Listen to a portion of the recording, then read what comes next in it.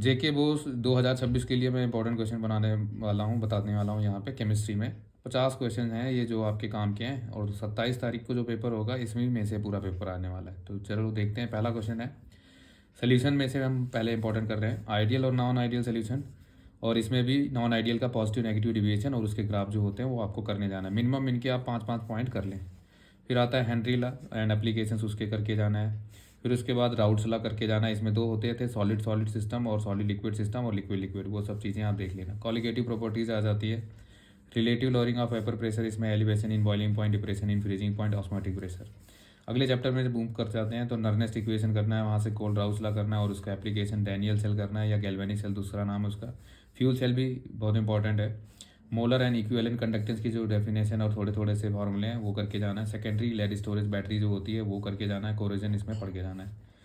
और अगले वाले चैप्टर में चलते हैं तो फर्स्ट ऑर्डर उसकी इंटीग्रेटेड इक्वेशन और हाफ लाइफ उसका करना है। जीरो ऑर्डर उसकी इंटीग्रेटेड इक्वेशन और हाफ लाइफ करना है। ग्राफ जरूर इनके कर लेना साथ साथ में। कोलिजन थ्योरी फिर उसका कंसेप्ट है अगला अर्हीनियस का।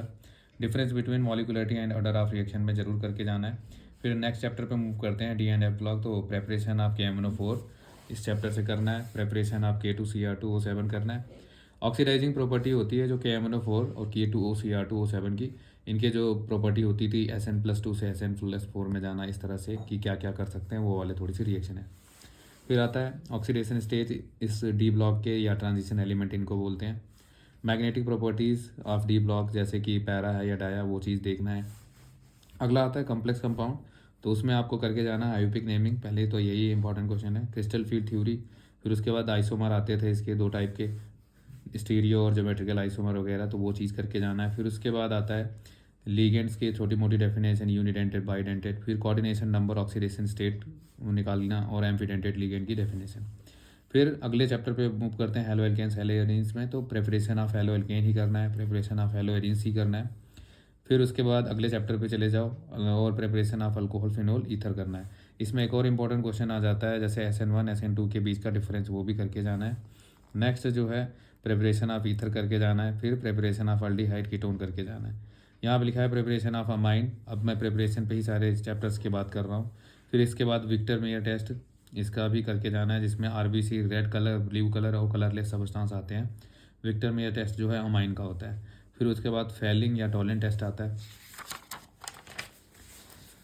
अगला जो है अल्डोल निजारो रिएक्शन, अब मैं नेमिंग रिएक्शन बता रहा हूँ इंपॉर्टेंट। फिर हेलो फॉर्म टेस्ट आता है जो इंपॉर्टेंट है। कार्बेला अमाइन, हिंसबर्ग रिएजेंट, ये दोनों अमाइन चैप्टर के क्वेश्चन हैं, ये भी इंपॉर्टेंट है।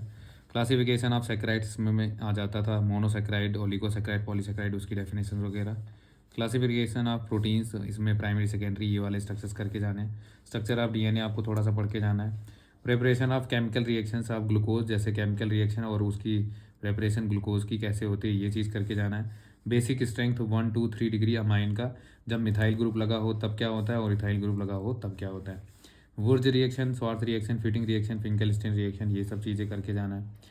क्यूमीन रिएक्शन से बनाते थे अल्फिनोल, वो वाली रिएक्शन करके जाना है। कोल्बिस रिएक्शन, रीमन टाइमन रिएक्शन। अगले चैप्टर से सैंडमेयर गैटरमैन रिएक्शन और डाइजोनियम सॉल्ट की रिएक्शन करके जाना है। कपलिंग रिएक्शन, लुकास टेस्ट, ये भी करके जाना है। Gabriel phthalimide, Hoffmann bromide degradation reaction.